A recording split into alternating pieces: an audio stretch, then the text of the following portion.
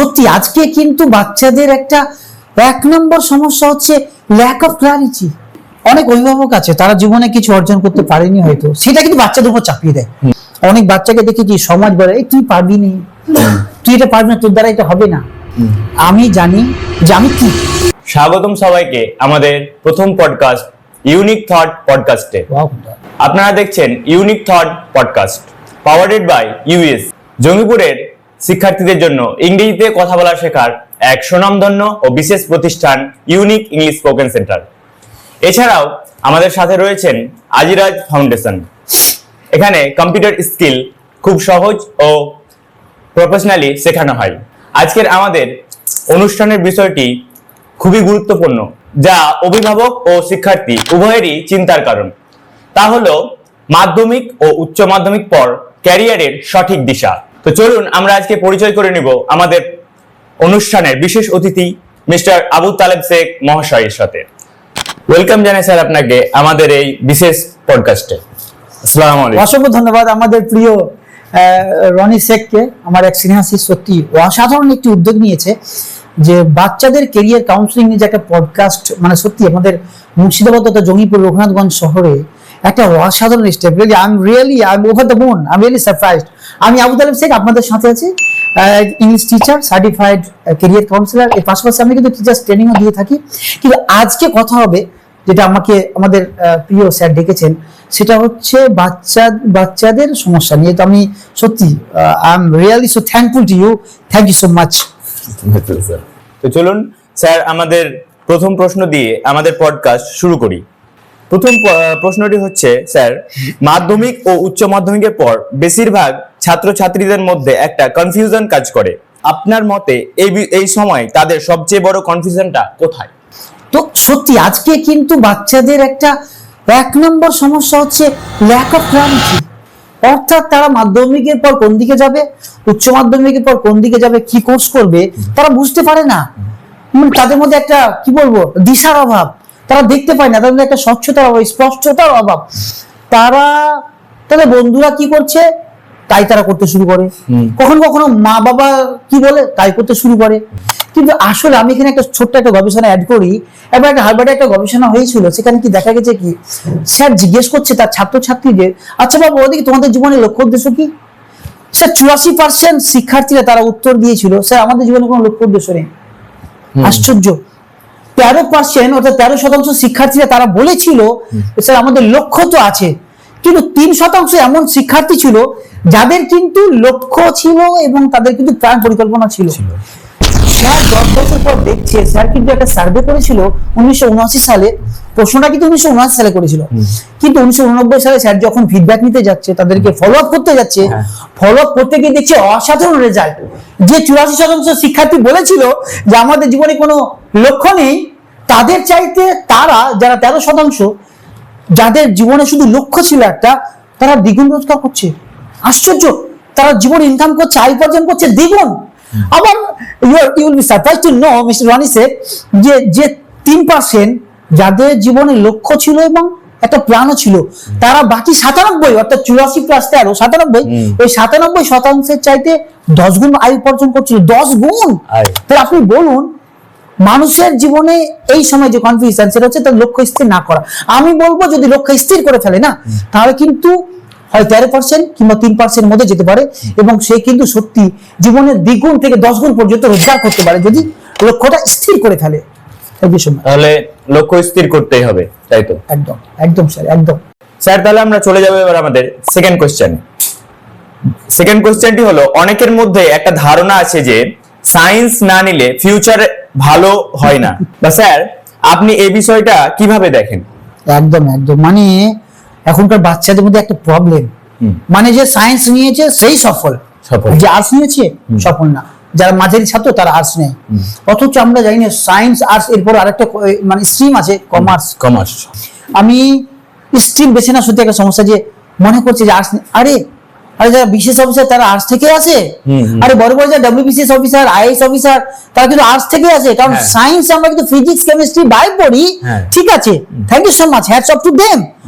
কিন্তু আপনি sir you be surprised to know আর্টসের ছাত্রছাত্রী না তারা কিন্তু পল সায়েন্স, তারা কিন্তু তার সাথে সাথে তারা কিন্তু ইতিহাস পড়ে, তার সাথে তারা কিন্তু জিওগ্রাফি পড়ে। সেখান থেকে কিন্তু আজকে বড় বড় যে মানে prestigious job, the number one job যদি আমি বলতে গভর্নমেন্টের আইএস, আইপিএস, তারা কিন্তু সব আর্টস স্ট্রিম থেকে। তো আমি কিন্তু বলতে পারি না আসলে সমস্যাটা সায়েন্স এবং আর্টস এর নয়। সমস্যাটা হচ্ছে কি জানেন স্যার, সমস্যাটা হচ্ছে যে লক্ষ্যটাকে স্থির করে ফেলা। আমি তো বাচ্চাদেরকে বলবো তুমি তোমার ইন্টারেস্ট কি, সেই ইন্টারেস্টটা খুঁজে বের করো। আর বাচ্চাদেরকে বলবো তোমার স্ট্রেংথ কি সেটা তুমি খুঁজে বের করো, তোমার উইকনেস কি সেটা খুঁজে বের করো। এবং একটা কথা মাথায় অবশ্যই, ডিগ্রি দিয়ে কাজ হবে না, আমাদেরকে কিন্তু স্কিল শিখতে হবে। বর্তমান কিন্তু স্কিলের জামানা, আর্টস না সায়েন্স না কমার্স এর আমরা জাতা কলে পড়তে যাব না। এটা একটা আমি মনে করি একটা মরিচিকা, কে আর্টস কে সায়েন্স কে কমার্স না, বরং আমার উচিত হবে এখানে আর্টস সায়েন্স কমার্স যেটা নিই না কেন। আচ্ছা অনেক বাচ্চা তো আছে এরকম, ফিটনেস ভালো, দৌড়তে পারে, ও কেন সায়েন্স নেবে? আমি তো বলে ডিফেন্সে যাও, এনডিএ করো, ন্যাশনাল ডিফেন্স একাডেমি থেকে পড়াশোনা করে এসো, আর্মিতে যাও, ইন্ডিয়ান নেভিতে যাও, অসাধারণ জব আছে।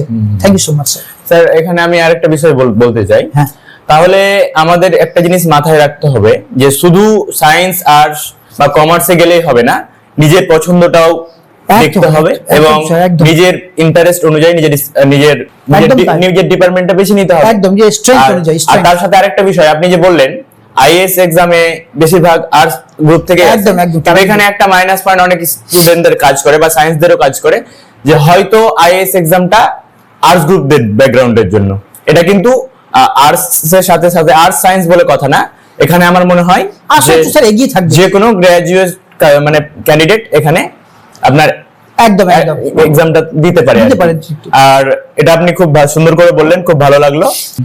আপনাকে আমাদের তরফ থেকে আরেকবার শুভেচ্ছা জানাই। অসাধারণ অসাধারণ। তো আমরা চলে যাব কোশ্চেন নাম্বার 3 এর দিকে। প্রশ্নটি হলো, ক্যারিয়ার বেছে নেওয়ার ক্ষেত্রে অনেক সময় প্যারেন্টসদের একটা বড় ভূমিকা থাকে। আপনার মতে অভিভাবকদের সবচেয়ে বড় কমন মিস্টেক কোনটা? মানে এখানে আমরা দেখেছি যে অনেক সময় অভিভাবকরা মিস্টেক করে। তো আসলে অভিভাবকরা একটা সমস্যা, যে অনেক অভিভাবক আছে তারা জীবনে কিছু অর্জন করতে পারেনি হয়তো, সেটা কিন্তু বাচ্চাদের উপর চাপিয়ে দেয়। একটা মানে খুব দুঃখের কথা। আমরা আমাদের বাবা মায়েদেরকে ভালোবাসি, অভিভাবকদের ভালোবাসি, তাদের সত্যি মানে আমি তো মনে করি যে এখানে একটা বাচ্চার সবচাইতে বড় শক্তি কি জানেন স্যার? একটা বাচ্চার সবচেয়ে বড় শক্তি হচ্ছে বাবা মায়ের দোয়া। বাবা মা তো মারা যায়, কিন্তু তাদের দোয়াগুলো থেকে যায় বাচ্চাদের সাথে আজীবন। কিন্তু এখানে আমি বলবো, বাবা মায়ের কাছ থেকে আমি ক্ষমা চেয়ে বলবো, আপনি কিছু অর্জন করতে পারেননি, তার দায় তার চাপটা কিন্তু বাচ্চাদের উপর চাপিয়ে দেবেন না। অনেক বাবা মাকে দেখি তাদের বাচ্চাদেরকে বলে তোকে ডাক্তার হতে হবে, তোকে ইঞ্জিনিয়ার হতে হবে। কেন? দেখো বাচ্চাটা হয়তো ব্যবসা করতে চায়, ওই শিশুটা হয়তো সত্যি ব্যবসার দিকে ন্যাক আছে, কিন্তু আমরা কিন্তু তার ইন্টারেস্ট সেগুলোকে কিন্তু আমরা মাটি চাপা দিয়ে, তার যে স্ট্রেংথ, তার যে ইন্টারেস্ট, সেটাকে মাটি চাপা দিয়ে আমরা আমাদের ইচ্ছাটাকে পূরণ করার চেষ্টা করি, যা কিন্তু বাচ্চা তো ধরে নিবে আপনার উপর চাপড়ে। আমি একটা রিসেন্ট শুনছিলাম, আমার একটা আত্মীয়দের মধ্যে বাচ্চাটা ডাক্তার হতে চায় না, অথচ 60 থেকে 70 লাখ খরচ করে তার বাবা তাকে কলকাতার বুকে বেসরকারি একটা জায়গা থেকে ডাক্তারি পড়াচ্ছে, অথচ কিন্তু পড়তে চায় না, ও ব্যবসা বা অন্য কিছু করতে চায়। তাহলে এগুলো কিন্তু হিতে বিপরীত হবে। আমি মানে গার্জেনদেরকে বলতে চাই, আপনার মাধ্যমে পডকাস্টের মাধ্যমে আপনারা কিন্তু বাচ্চাদের স্ট্রেংথটা বোঝার চেষ্টা করুন, ওরা কি চাইছে, ওকে, এবং তার ইন্টারেস্টটা কি, তাহলে কিন্তু অসাধারণ একটা রেজাল্ট হতে পারে। এবং প্রয়োজনে ক্যারিয়ার কাউন্সিলিং করছি আমরা, আমাদের সাহায্য নিতে পারেন ক্যারিয়ার কাউন্সিলিং, আমরা কিন্তু অনেক সাহায্য সহায়তা করতে পারি, পরে বলবো আমরা। হ্যাঁ, তো তাহলে ক্যারিয়ার কাউন্সিলিং এর বিষয়টা যে খুবই গুরুত্বপূর্ণ সেটা আমরা আশা করি বুঝতে পারছি, এবং আমাদের অডিয়েন্সরাও আশা করি বুঝতে পারছে ধীরে ধীরে। একদম স্যার, আর এটা একান্তই দরকার। একদম স্যার। উন্নত যে আমাদের কান্ট্রি গুলো আছে, মানে পশ্চিমের আমেরিকা, ইউরোপ, সে সমস্ত কান্ট্রিতে আমার মনে হয় এগুলো খুবই কমন বিষয়। একদম একদম স্যার, একদম। আচ্ছা, ক্যারিয়ার কাউন্সিলিং এর জন্য আপনারা কন্টাক্ট করতে পারেন আমাদের স্যার আবু তালেব স্যার। একদম, এখানে বলে রাখি। একদম একদম sir, thank you so much. মানে আমার নাম্বার দিয়ে দিব, হয়তো যদি আপনারা কেউ সত্যি মানে এই মে মাসের মধ্যে করতে চান, আমি বিনামূল্যে করে দেবো। আমি শুধুমাত্র আমার রনি স্যারের পডকাস্ট দেখে যদি কেউ আসে, আমি বিনামূল্যে কিন্তু আমি একটা প্রস্তাব দিয়ে দিলাম। এমন কিন্তু কোন স্কুল বলে, স্কুলকেও কিন্তু আমি বিনামূল্যে দিয়ে দেবো, যদি পডকাস্ট শুনে সত্যি স্যারের সাথে যোগাযোগ করে স্যারের মারফত আসে, অন্তত এই মে মাসের শেষ দিন পর্যন্ত আমি একদম বিনামূল্যে বাচ্চাদের ক্যারিয়ার কাউন্সিলিং করবো। আমি ইউনিসেফ সার্টিফাইড ক্যারিয়ার কাউন্সিলিং করেছি, বাচ্চাদের শেখাতে চাই একদম ফ্রি অফ কস্ট, একদম মে মাসের 30-31 তারিখ পর্যন্ত, মানে শেষ দিন পর্যন্ত মে মাসের, একদম ফ্রি। Thank you sir. ধন্যবাদ স্যার আপনাকে আমাদের তরফ থেকে আরেকবার এত সুন্দর একটা প্রস্তাব রাখার জন্য। Thank you sir. এবার কোশ্চেন নাম্বার 4। বর্তমান সময়ে স্টুডেন্টদের ডিসিশনে ইন্টারেস্ট বেশি ইনফ্লুয়েন্স করে নাকি সমাজ ও আশেপাশের প্রেসার বেশি কাজ করে বলে আপনি মনে করেন? একদম তাই। মানে সত্যি মানে ক্যারিয়ার কাউন্সিলিং বাছাই করতে গিয়ে অনেক বাচ্চাকে দেখেছি সমাজ বলে এই তুই পারবি না, তুই এটা পারবি না, তোর দ্বারা এটা হবে না, আরে তুই তোর দ্বারা ইংলিশ অনার্স হবে না, তোর দ্বারা ব্যবসা হবে না, ও বেচতে শুরু করে দিলি, এই দোকানে ভেবেছিলাম ডাক্তার আইস অফিসার হবি, কিন্তু এই দোকান দিয়ে কি সব শুরু করলি। মানুষ যতক্ষণ না পর্যন্ত, আমি বলে রাখি এখানে বাচ্চাদেরকে, এরকম মেন্টাল প্রেসার যখন আসবে না, তখন নিজের ইন্টারেস্ট, নিজের মনের কথাটাকে কিন্তু চাইতে হবে, মানে খুঁজতে হবে নিজের মন কি বলছে। এবং এখানে বলো মানুষ যতক্ষণ না পর্যন্ত তোমার লক্ষ্যটাকে নিয়ে হাসাহাসি না করছে না, ততক্ষণ পর্যন্ত তুমি জানবে তোমার লক্ষ্যটা ছোট ছিল। মানুষ তোমার লক্ষ্য নিয়ে হাসাহাসি করবে এবং মানুষ তোমার মেন্টাল প্রেসার দেবে, তুমি মনের কথাই খুঁজবে। Just look into your mind, তোমার মন কি বলছে, তো মনের দিকে তাকাও। মানুষ তোমাকে নিয়ে হাসাহাসি করবে আর মানুষ তোমাকে না করবে তুই পারবি না। দেখো ইংলিশে নো মানে না হয়, কিন্তু আমি মনে করি নো মানে শুধু না নয়, আরে নো মানে হচ্ছে নেক্সট অপশন, নেক্সট অপরচুনিটি। আমি এটাও বলি নো মানে not out, you are not out. যখনই কেউ নো বলবে না, মনে করবে যে ইউ আর নট আউট, তোমাকে এখনো পিচে খেলে যাও। ওকে স্যার, মানে অসাধারণ উত্তর পেলাম আপনার কাছ থেকে, আর আমাদের তরফ থেকে আবার আপনাকে ধন্যবাদ। চলে যাবো আমরা 5 নম্বর কোশ্চেনের দিকে। প্রশ্নটি হলো, আজকের কম্পিটিটিভ ওয়ার্ল্ডে স্কিল ও ডিগ্রি উভয়েরই গুরুত্ব আছে স্যার, তো আমি যেটা বলতে চাইছি কোনটি বেশি গুরুত্বপূর্ণ, স্কিল নাকি ডিগ্রি? একদম দারুণ একটা, খুব যুগোপযোগী একটা প্রশ্ন। দেখো ডিগ্রি না মূল্যবান, স্কিলও মূল্যবান, কিন্তু কোন একটা কাজ শুরু করতে হলে না ডিগ্রি দরকার। কিন্তু ওই কাজে সফল হতে গেলে, এক্সেলেন্টলি কিছু করতে গেলে, একটা ম্যাজিক্যাল কিছু করতে গেলে স্কিল লাগবেই। মানে দরজা খোলার জন্য যেটা আমি বলবো ডিগ্রি দরকার, কিন্তু ওই ওখানে গিয়ে যদি সত্যি কিছু করা যায়, কিছু হওয়া যায়, মানে থাকা যায়, থাকতে যদি চাও ওখানে একদম মানে দাপটের সাথে, সাফল্যের সাথে, তাহলে কিন্তু স্কিল শিখতেই হবে। তা আমি এখানে বলবো ডিগ্রি করতে হবে, কিন্তু degree is not enough. Degree দিয়ে সবকিছু হবে না। আজকে আমরা বিএ পাস করা ছেলে মেয়েরা দেখছি, তারা আজকে রাস্তা, আজকে আমি তো এটা বলি, আরে শিক্ষিতদের মধ্যে বেকার বেশি, বরং অশিক্ষিত এখন একটা কাজ জড়িয়ে গিয়েছে, একটা কাজ শুরু করে দিয়েছে। কিন্তু শিক্ষিত বেকার আজকে কিন্তু আমরা তৈরি করেছি, এটা আমাদের সিলেবাস এবং বিভিন্ন পলিসির সমস্যা আছে। সিলেবাস আমরা এই নিয়ে কথা বলছি না, অন্য একদিন কথা বলবো, কিন্তু আমি বলবো ডিগ্রির প্রয়োজন আছে, কিন্তু স্কিল, বিশেষ করে কম্পিউটার স্কিল, বিশেষ করে একটু গ্রাফিক ডিজাইনিং শিখে নেওয়া, একটু ভিডিও এডিটিং শিখে নেওয়া, একটু ডিজিটাল মার্কেটিং শিখে নেওয়া, একটু প্রোগ্রামিং শিখে নেওয়া, একটু কমিউনিকেশন স্কিল শিখে নেওয়া, একটু প্রেজেন্টেশন স্কিল শিখে নেওয়া। ওকে, এই সমস্ত স্কিল গুলো কিন্তু মানে অসাধারণ কাজ করবে। তো পড়তেই না এই সমস্ত স্কিল গুলো কিন্তু শিখে নিলে ডিগ্রিও হবে, স্কিলও হবে, ইনশাআল্লাহ দারুণ একটা ভালো কিছু জব পেলে সেখানে কিন্তু সাফল্যের সাথে থাকতে পারা যাবে। একদম। কোশ্চেন নাম্বার 6, চলে যাবো আমরা এবার পরবর্তী প্রশ্নে। প্রশ্নটি হলো, স্যার একজন স্টুডেন্টের ক্যারিয়ার নির্বাচন করার ক্ষেত্রে কোন বিষয়ে পরিষ্কার ধারণা থাকা দরকার? মানে দারুণ, মানে খুব সুন্দর কথা বলছে। মানে কোন বিষয়গুলো সত্যি জানা দরকার একটা মানে ক্যারিয়ার নির্বাচন করতে গিয়ে। নাম্বার 1 যেটা আসবে না, প্রথমত আমি বলবো যে কখনো নিজেকে ছোট মনে করবেন না। আমি বাবুদেরকে বলবো, বাচ্চাদেরকে বলবো, বাবা তুমি কখনো নিজেকে না ছোট মনে করবে না। 2 নম্বর, তুমি মাথায় রাখো যে তোমার ইন্টারেস্ট কি। আমি ইন্টারেস্ট কথা বারবার কেন বলছি, ইন্টারেস্ট, তুমি কোন একটা জব শুরু করে দিলে কিন্তু ইন্টারেস্ট না থাকলে তুমি ছেড়ে দিবে। আমি এই জন্য বলি, একটা করেছেন খুব সুন্দর উক্তি আছে এখানে, উক্তিটা বলছি যে love the things you do আর do the things you love. Either love the things you do or do the things you love. আরে বাবা, যা ভালোবাসো তাই করো, অথবা যাই করো ভালোবেসে করো, তাই না? আমরা এখানে প্রেমের কথা বলি, তুমি যদি পারলে প্রেম করে বিয়ে করো, যদি এখানে ইসলামিক বিরোধী কথা চলে আসছে, মানে কাউকে যদি সত্যি পছন্দ হয় তাকে বিয়ে করো প্রেম না করে, কিংবা যাকে আল্লাহ তোমাকে তোমার ভাগ্যে দিয়ে দেয়, বিয়ে যার সাথে হয় তার সাথে প্রেম করো না, তাকে ভালোবাসো না। তো এটা কিন্তু ক্যারিয়ারের সাথে প্রেম, ভালোবাসা, বিয়েটা ক্যারিয়ারের সাথে খুব সুন্দর একটা ম্যাচ আছে, যে do the things, love the things you do আর do the things you love. হয় যা ভালোবাসো তাই করো, কিংবা যাই করো ভালোবেসে করো। 1 নম্বর পয়েন্ট। 2 নম্বর, 3 নম্বর পয়েন্টটা কি স্যার, প্রত্যেকের একটা স্ট্রেংথ আছে। ওকে, একটা আপনি আমরা ক্লাস 10 এ একটা খুব সুন্দর একটা কবিতা পড়েছিলাম, ইংরেজি কবিতা, সেটা হচ্ছে কি দ্য ফেবেল। সেটা দেখবেন মাউন্টেন এন্ড স্কোয়ারের সাথে ঝগড়া হচ্ছে। মাউন্টেন স্কোয়ার বলছে ইউ আর লিটল ফিগ, তুই ছোট্ট তেমন একটা, তুই কিচ্ছু পারিস না। কিন্তু ওই ছোট্ট স্কোয়ারটা দারুণ কথা বলেছিল, ইয়েস আমি জানি আপনি অনেক, বা you are doubtless very big, কিন্তু আমি যা পারি, আপনি এই পাহাড়টাকে খুব সুন্দর সুন্দর রাস্তা করতে পারেন, কিন্তু আমার মতে আপনি এই পাহাড়ের গাছে তৈরি হয় একটা চিনে বাদাম বা বাদাম আপনি ভেঙে খেতে পারবেন না। আপনি হচ্ছেন জড় পদার্থ, আমি জীব, আমি হাঁটতে পারি চলতে পারি। আপনি কিন্তু তাহলে আপনার মধ্যে কিছু স্পেশালিটি আছে, আমার মধ্যে স্পেশালিটি আছে, আমাদের কিন্তু প্রত্যেকে কিন্তু না স্কোয়ারের মতো মানসিকতা রাখতে হবে। এটা হচ্ছে গ্রোথ মাইন্ডসেট। গ্রোথ মাইন্ডসেট, আমি কখনো নিজেকে ছোট ভাববো না, কাউকে নিজেকে অন্যের সাথে তুলনা করবো না।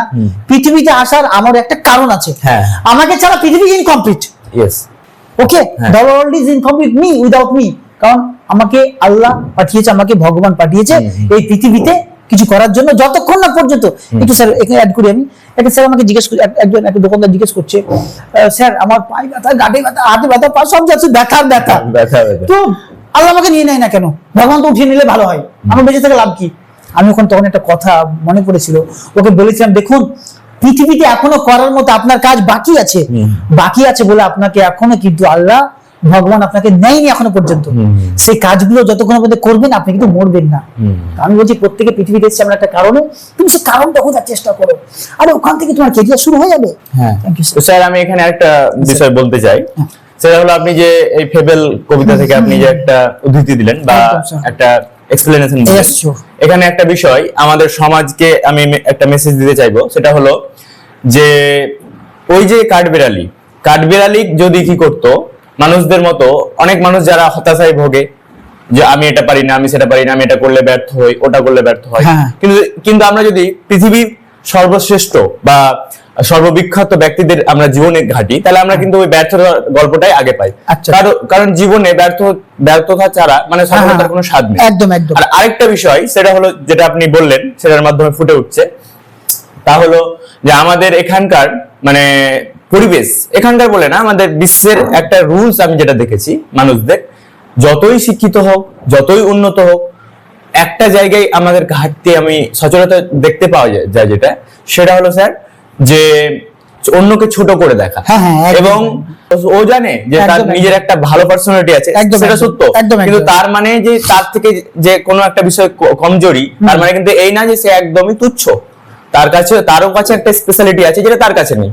মূলত আমি আশা করছি আপনি এই বিষয়টাই বোঝাতে চেয়েছেন। একদম। তো তাহলে আমি আরেকবার আপনাকে মানে এই প্রশ্নটার মধ্যেই আরেকটা প্রশ্ন করে নিচ্ছি, সেটা হলো আপনি কি মানে উপদেশ দিবেন যে যারা বারবার ব্যর্থ হয় এবং ব্যর্থ হওয়ার পরে হাল মানে ছেড়ে দিতে ইচ্ছে করে, এবং মানে বিশেষ করে যখন অন্যরা বা পরিবার সমাজ সব জায়গার মানুষ যখন তাকে কি করে মানে সব হেই করে, আপনি যেটা প্রথমে অনুষ্ঠানের শুরুতে বললেন, হেই করে কথা বলে, এই তুই পারবি না, এরকম অনেক কথা বলে, তো তখন আপনি তাকে কিভাবে তার মানে মোটিভেশনটা ধরে রাখতে মানে বলবেন?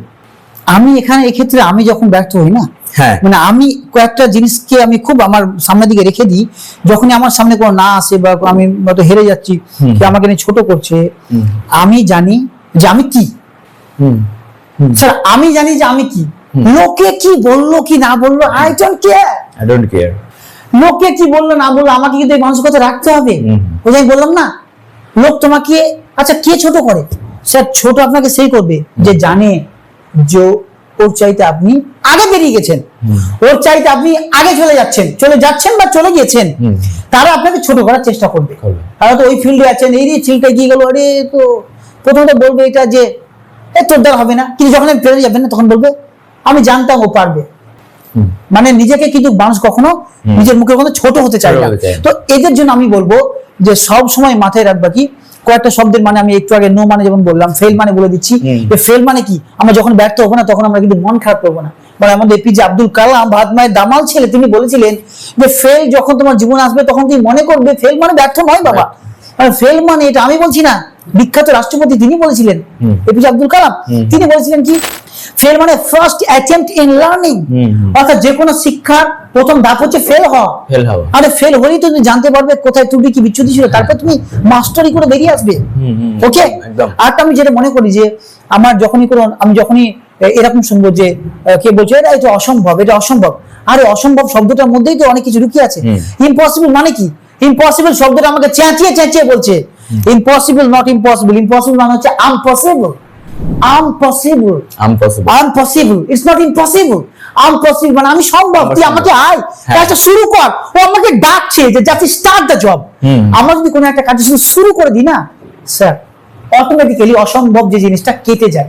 আমরা ততক্ষণ পর্যন্ত আমাদের কাছে অসম্ভব লাগে যতক্ষণ পর্যন্ত আমরা শুরু করি। তো আমি বলছি বাচ্চাদেরকে, যখন তোমার কোনো একটা ডর লাগবে, ভয় লাগবে, মোটিভেশন হারিয়ে যাবে, কাজটা বরং শুরু করে দাও।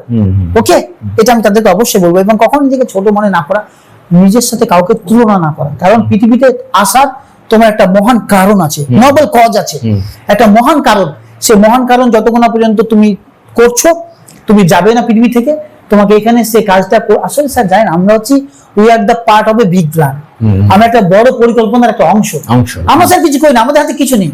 আমাদের ঈশ্বর, আমরা কি আল্লাহ বলি, কি ঈশ্বর বলে, সে আল্লাহ আমাদের করাচ্ছে। তো আমরা কখনো কখনো ব্যর্থ হয়ে গেলে তার কাছে চাইবো, আল্লাহ তুমি আমাকে পথ দেখাও। তুমি নিশ্চয়ই পথ দেখাবেন। আমাদের উচিত তার কাছে ঝুঁকে যাওয়া, সারেন্ডার করে দেওয়া। তাহলে অবশ্যই সে সমস্ত সিচুয়েশনে কিন্তু অবশ্যই আমাদের কিন্তু রাস্তা অবশ্যই দেখতে পাবো। একদম স্যার। তো অবশ্যই তার সাথে সারেন্ডার করতে হবে। খুব সুন্দর লাগলো। Question number 7। তো স্যার আমরা চলে যাবো এবার পরবর্তী প্রশ্নে। প্রশ্নটি হলো, এখন বর্তমানে অনেক স্টুডেন্ট আছেন যারা নিজেদের ফিউচার নিয়ে খুব কনফিউজ থাকে। আচ্ছা। তো তাদের ক্ষেত্রে আপনার পার্সোনাল অ্যাডভাইসটা কি হবে? আমি তো ওকে বলবো সবচাইতে বেস্ট হচ্ছে যে 1 নাম্বার ক্যারিয়ার কাউন্সিলিং করে ফেলা। শুধু ও না, 8 পাস করা ছেলে মেয়ে যারা আছে, 8 থেকে 12 পর্যন্ত প্রত্যেকটা বাচ্চাকে বলবো আমরা ক্যারিয়ার কাউন্সিলিং করে নেওয়া, সাইকোমেট্রিক টেস্ট দিয়ে দেবো। এটা অনলাইনে করা যায়, অফলাইনে করা যায়, আমরাই করাচ্ছি। রনি ভাইয়ের সাথে যোগাযোগ করলে আমরা করাতে পারবো, আমি নিজে আমাকে ফোন করলে আমি করাতে পারবো। তো এটা করে নিলে কিন্তু তার দিশাটা ঠিক হয়ে যাবে। দিশা ঠিক হয়ে গেলে কিন্তু তার দশা ঘুরবে। আপনি যেটা বললেন যে বাচ্চারা যারা কনফিউজড, তাদেরকে কি, তারা কিন্তু এটাই বলবো যে দেখো, কখনো নিজেকে ছোট মনে করবে না। প্রথমে 1 নম্বর প্রশ্ন, যে কখনো তুমি নিজেকে না, তোমার বন্ধু জব পেয়ে গেছে, তোমার বন্ধু কোনো একটা কাজ পেয়ে গেছে, ওকে দেখে তুমি কখনো নিজেকে ছোট মনে করবে না। যে আমি তো পাচ্ছি না, আমার কখন নাম্বার আসবে, যত কিছু আমার সাথে সমস্যা ঘটছে। এবং একটা জিনিস, কখনো নিজেকে নিয়ে কাউকে তুলনা করতে যাবে না। ওর টাইম এসছে, আপনার টাইম আইগা, একটা কথা আছে না, আপনার টাইম আইগা, টাইম হয়তো আসেনি, আর সবার টাইম তো একসাথে আসবে না।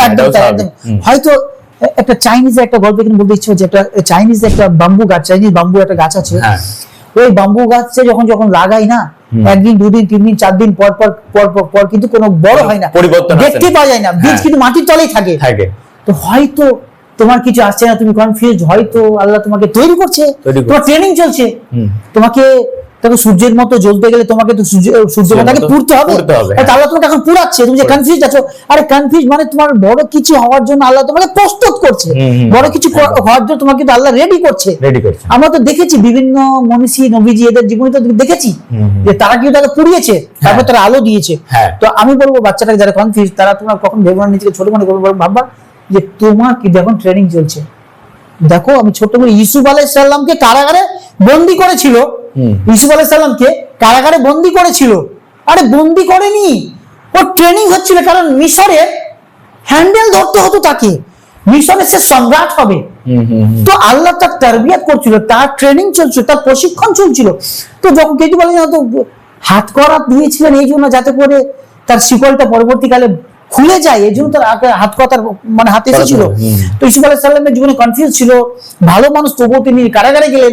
এটা এই জন্য হয় কারণ তাকে আল্লাহ তৈরি করছে বড় একটা কাজের জন্য, মিশরের বাদশা করার জন্য। ডেফিনেটলি, একদম। স্যার, আপনি যেহেতু উত্তরটা দিলেন, খুব সুন্দর লাগলো ক্যারিয়ার কাউন্সিলিং নিয়ে। তো আমার একটা প্রশ্ন হচ্ছে যে ক্যারিয়ার কাউন্সিলিং বিষয়টা অনেকে আমাদের এখানে বোঝে না। আচ্ছা।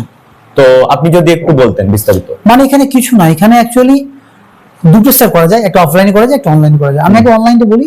অনলাইনে অ্যাকচুয়ালি একটা পোর্টাল আছে, সরকারি পোর্টাল আছে, wbcareerportal.in।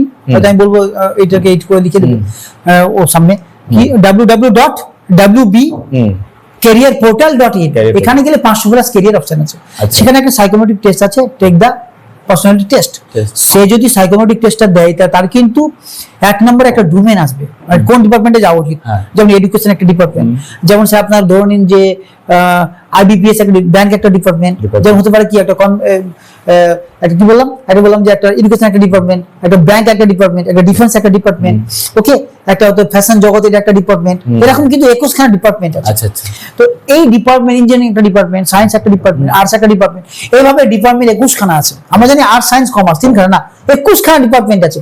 21 খানা ডিপার্টমেন্টের যে কোনো একটা ডিপার্টমেন্ট শো করবে, এক দুই দিন শো করবে, কিন্তু 1 নম্বরে যেটা আসবে না, ওই ডিপার্টমেন্টে তার যাওয়া উচিত। মানে সব সেটা কিন্তু জানতে পারবে, মানে ওই রিলেটেড সব থেকে মানে তার কাছে ক্লোজ, এবং ওই রিলেটেড ও ক্যারিয়ার 15-20 খানা ক্যারিয়ার পাবে। হ্যাঁ, হ্যাঁ, ওকে, হ্যাঁ। তাহলে প্রথমে ডোমেন তার সাইকোমেট্রিক টেস্ট দিয়ে প্রথমে ডোমেন ঠিক হবে যে কোন ডিপার্টমেন্টে তার যাওয়া উচিত, এবং ওই ডিপার্টমেন্টে 20-22 খানা তার আছে, মানে ভাগ আছে চাকরি, ভাগ আছে। তাহলে তার কোনটা পছন্দ অটোমেটিক্যালি কিন্তু চয়েস করতে পারবে। হ্যাঁ, তাহলে তাহলে অনলাইন খুবই সহজ। এক্ষেত্রে তাহলে স্যার সুবিধা যেটা হবে, তার মানে ফিউচার প্ল্যানটা খুব ক্লিয়ার হয়ে যাবে, একদম দিশাটা পেয়ে যাবে যে আমার এদিকে যাওয়া উচিত। আচ্ছা আচ্ছা, একদম স্যার। ধন্যবাদ আপনাকে। Question number 8। তো স্যার আমরা আজকে চলে যাব আমাদের অনুষ্ঠানের প্রায় শেষে, যেহেতু আমরা চলে এসেছি একদম শেষ প্রশ্নে। আজকে ডিসকাশনের শেষে বর্তমান জেনারেশনের স্টুডেন্টদের জন্য আপনার মানে উপদেশ কি থাকবে? আমি তো বলবো যে দুই ধরনের শিক্ষার্থী আছে। কিছু শিক্ষার্থী আছে যাদের বাবা মারা মনে করে যে আমার ছেলেরা হাই স্টাডিজ করুক, পড়াশোনা করুক। বাবা তোর কাছ থেকে আমি এখন টাকা পয়সা চাই না, চাকরি চাই না, তুই এখন 10 বছর পড়াশোনা কর। ওকে, হ্যাঁ। এটা এক ধরনের। আরেক ধরনের ছাত্রছাত্রী আছে যাদের বাবা মায়েদের অবস্থা তেমন নয়, মিডল ক্লাস। ওকে, তাদের 3-4 বছরের মধ্যে তাদের প্লেসমেন্ট দরকার, তাদের জন্য আমার উপদেশ একরকম থাকবে। আচ্ছা, প্রথমটা বলে দিই, যারা সত্যি হাই স্টাডিজ তারা অনার্স পড়াশোনা করবে, এবং তার হাই স্টাডিজ তারা লেকচারার থেকে শুরু করে সাইকোলজিস্ট থেকে শুরু করে বিভিন্ন রকম তারা ডিপার্টমেন্টে যেতে পারে। কিন্তু আমি বলবো মিডল ক্লাস ফ্যামিলি ছেলে মেয়েদের জন্য, যারা সত্যি তাদের বাবা মা মুখী আছে যে আমার ছেলে আমার সংসারে সে হাতাটা ধরবে, তাই না, পড়াশোনা করবে কেন, কি আমার একটা বাবা মায়ের একটা বীজ বপন করে কেন, গাছ লাগাই কেন, একটা ফল খাওয়ার জন্য। তাহলে আমার ছেলে মেয়েকে পড়াবো কেন? অটোমেটিক্যালি কিন্তু মানুষের মধ্যে মানুষ হওয়াটা একটা অবশ্যই, কিন্তু বাস্তবটা এটা যে আমার ছেলে মেয়ে যাতে আমার সংসারের হালটা ধরে, তাই না। তাহলে এই ক্ষেত্রে আমি ওকে বলবো, বাবা তুমি গ্রাজুয়েশন পড়াশোনা করো, অনার্স নিয়ে নয়, তুই পাস কোর্স নাও, এবং আমি বলবো এখানে মুক্ত বিদ্যালয়ে পড়াশোনা করো। বাকি যে টাইমটা না তুমি স্কিল শিখতে শুরু করো। স্কিল, অনেক স্কিল আছে। যারা সত্যি কম্পিউটার নিয়ে একটু ইন্টারেস্ট আছে তারা স্কিল শিখতে শুরু করো। যাদের গভর্নমেন্ট জবের দিকে ইচ্ছা আছে তারা অনলাইন কোর্স কিনে নাও না। তারা বেসিক গ্রামারটা প্রত্যেক পরীক্ষায় থাকে, বেসিক ম্যাথটা প্রত্যেক গভর্নমেন্ট জবে থাকে, বেসিক জিআই, বেসিক জিকে। আর 5 নম্বর হচ্ছে একটু নিউজ পেপার পড়ো বাবা, কারেন্ট অ্যাফেয়ার্স গুলো পেয়ে যাবে ওখান থেকে। এই 5টা জিনিস প্রত্যেকটা আইএস আইপিএস থেকে শুরু করে একদম একদম ডেটা এন্ট্রি অপারেটর বা এলডিসি ল ডিভিশনাল ক্লার্ক প্রত্যেকটা কাজে কিছু লাগে। তাহলে আমি বলবো তোমাকে তুমি পাস কোর্স নিয়ে ভর্তি হয়ে যাও নেতাজি সুভাষ ইউনিভার্সিটি থেকে, বা অনার্স করতে পারো সেখান থেকে। বাকি সময়টা আমি তো বলছি পাস কোর্স, কারণ অনার্সে একটু চাপ থেকে যায়, 1800-1900 নাম্বার থাকে। স্যার আমার এখানে একটা কোশ্চেন, মানে এনএসইউ তে কি পাস কোর্স এখন মানে করাচ্ছে? আমার মনে হচ্ছে যে যদি না থাকে তো আমি আমার কলেজ থেকে শিখে আমরা কলেজ থেকে করতে পারি। হ্যাঁ, পাস কোর্স মানে আমি চাকরি মানে আমি পাস করব, জাস্ট আমি ডিগ্রিটা আমার দরকার, আমি 3 বছর পড়বো। আর এখন তো আরো খুব সুন্দর সুবিধা আছে, মাল্টিপল এক্সিট সিস্টেম আছে। আমি 1 বছরে ভর্তি হলাম, আমি কিন্তু একটা সার্টিফিকেট পেয়ে যাবো। আমি 2 বছর পড়বো, একটা ডিপ্লোমা হয়ে গেল আমার গ্রাজুয়েশন। আমি 3 বছর পড়বো, আমার একটা ডিগ্রি হয়ে গেল। আমি 4 বছর পড়বো, অনার্স ডিগ্রি হয়ে গেল। আমি 3 বছর পড়তে বলবো, আর 3 বছর পর 4 বছর পর ও অনার্স নেবে। তুমি 3 বছরের প্রথম বছর থেকে গ্রাজুয়েশনে ভর্তি হও, আর এদিকে অনলাইন কোর্স গুলো কিনা বেসিক টেসিক গুলো শিখতে শুরু করো। 2 বছরের মাথায় তুমি একদম অ্যাপ্লিকেশন শুরু করো। 3 বছর তুমি একদম সিরিয়াস ক্যান্ডিডেট। ওকে, যেমন স্যার যেমন ওয়েস্ট বেঙ্গলের এসআই, ওয়েস্ট বেঙ্গল এসআই বা বিসিএস, আমি তো বিসিএস নিয়ে প্রিপারেশন নিই না, তাহলে অটোমেটিক্যালি ছোটখাটো জব তো পেয়েই যাবো, বিসি এগুলো লেগেই যাবে। ওকে, আমি এখানে একটা জিনিস বলবো যে একটা চাকরির জন্য 10টা চাকরির জন্য প্রিপারেশন না নিয়ে একটা চাকরির জন্য প্রিপারেশন নিতে বলবো। একটা চাকরির জন্য প্রিপারেশন নিলে না ফোকাসটা একদিকেই থাকবে, হয়তো বিসিএস, হয়তো এসএসসি সিজিএল হতে পারে, হয়তো বা একটা রেলওয়ে খুব সুন্দর একটা চাকরি আছে স্টেশন মাস্টার, ওটা কিন্তু অফিসার র্যাঙ্কের একটা চাকরি, ভালো চাকরি, ভালো চাকরি। আবার অনেক চাকরি আছে, যেমন আমাদের ওই ব্যাংকে আইবিপিএস, ভালো চাকরি, এগুলো ভালো জব। আমরা এগুলোর যে কোনো একটাকে বেছে নেবো, দিয়ে আমি এগুলো কিন্তু পড়তে পড়তে এই কোর্সগুলো কিনে বাড়িতে পড়া শুরু করবো, স্কিল ডেভেলপমেন্ট শিখবো। তাহলে কিন্তু আমি সত্যি 3 বছর পর 4 বছর পর ওরা অনার্স নিয়ে বের হবে, আমার হাতে অ্যাপয়েন্টমেন্ট থাকবে, সত্যি তো সিরিয়াসলি করতে পারি। ওকে, এখানে একটা জিনিস বলবো, মা বাপ কষ্ট করে পড়াচ্ছে, অত মা বাপকে কষ্ট দিও না। ওকে, মা বাপের দোয়া নিয়ে কিন্তু এগোতে হবে। মা বাপের দোয়া একটা বাচ্চার জন্য সবচেয়ে, আমি একটু আগে বললাম, সবচেয়ে বড় শক্তি। ওকে, থ্যাংক ইউ সো মাচ। তো আজকের অনুষ্ঠানের প্রায় আমরা শেষ অংশে চলে এসেছি। তো প্রিয় দর্শক, আমরা স্যারের মুখ থেকে আজকের অনুষ্ঠানের সামারি শুনে নেব। তো স্যার যদি বলেন। দেখ, আলহামদুলিল্লাহ এত সুন্দর একটা প্রোগ্রামে আসার জন্য। আমি বাচ্চাদের জন্যই কথা বলছি, আমরা বাচ্চাদের জন্য সবসময় থাকি। বাচ্চারা বাবা, তোমরা 1 নম্বর কাজ করো, তোমরা তোমাদের লক্ষ্যটাকে স্থির করে ফেলো। আর লক্ষ্য স্থির করার জন্য আমি তোমাকে বলছি, দেখো এই জায়গাতে কি ইন্টারেস্ট আছে, তোমার ইন্টারেস্ট কি আছে, কি নিয়ে কাজ করতে তোমার ভালো লাগে, এটা খুঁজে বের করো। 2 নম্বর, তুমি কি পারো দেখো তো, ইন্টারেস্ট, স্ট্রেংথ কি আছে, স্ট্রেংথ মানে কোনগুলো পারো, তুমি খুব ভালো ভালো করতে পারো। টাকা না দিলেও করতে পারো, ছুটির দিনেও করতে পারো। ঘুম আসে না ওই কাজটা করতে গিয়ে, তোমার ঘুম আসে না, ঘুম আসলেও এই কাজই তোমার সে ক্লান্তি ঘুম দূর করে দেয়, এটা বের করো। আর 3 নম্বর আমি বলবো, নিজেকে কখনো ছোট মনে করবে না। তোমার তারবিয়াত হচ্ছে সেই ইউসুফ আলাইহিস সালামের মতো, তুমি তোমারও একদিন সময় আসবে, আপনার টাইম আয়েগা, আপনার টাইম আয়েগা, তোমারও সময় আসবে। জাস্ট আল্লাহ তোমার এখন তারবিয়াত দিচ্ছে, তারবিয়াত মানে ট্রেনিং দিচ্ছে, তোমার প্রশিক্ষণ হচ্ছে। ওকে, তুমি এখন কষ্টের মধ্যে আছো, তোমার প্রশিক্ষণ হচ্ছে। এবং 4 নম্বর বলবো, কখনো নিজেকে নিয়ে অন্যের সাথে তুলনা করবে না। 5 নম্বর বলবো, বাবা ডিগ্রি করো, তার পাশাপাশি কিছু স্কিল শিখে রাখো। ডিগ্রি দিলে তোমার যেমন খুবই দ্রুত একটা জব পেয়ে যাবে, স্কিল থাকলে সেখানে গিয়ে আর সাফল্যের সাথে থাকতে পারবে। কম্পিটিটিভে তুমি কিন্তু এগিয়ে থাকবে অনেকটা। তো স্কিল নিয়ে পড়াশোনা করো। এবং সবচেয়ে বড় কথা, আমাদের কাছের জন, আপন জন, মা বাবা, তাদের বদদোয়া কখনো নিবা না। কোনো মানুষেরই বদদোয়া নিবা না, বিশেষ করে মা এবং বাবার বদদোয়া কখনো নিবা না। ওকে, এগুলো যদি করতে পারো, অবশ্যই তোমার সময় আসবে। এবং তুমি এই যে তুমি সূর্যের মতো এতদিন ধরে পুড়লে 3-4 বছর ধরে, এবার তুমি সূর্যের মতো কিন্তু পৃথিবীকে আলো দেবে। ওকে, আমি এইটুকুই বলবো। Thank you so much. ধন্যবাদ স্যার আপনাকে এত সুন্দর গুরুত্বপূর্ণ আলোচনায় আমাদের সাথে অংশ হওয়ার জন্য। Thank you sir. আর আশা করি আজকে ডিসকাশনের পর যে সমস্ত শ্রোতারা আমাদের পডকাস্টটি মনোযোগ সহকারে দেখেছেন, তাদের প্রত্যেককেই আশা করি তাদের প্রত্যেক অভিভাবক ও শিক্ষার্থীদের ক্যারিয়ার ডিরেকশন নিয়ে অনেক কিছুই ক্লিয়ার হয়ে যাবে আমাদের এই পডকাস্ট শোনার পরে। আপনারা দেখছিলেন unique thought podcast, powered by USC and Aziraj foundation. সকলেই ভালো থাকবেন, সুস্থ থাকবেন। আশা করছি আবার কোনো ইনফরমেটিভ ভিডিওতে দেখা হবে।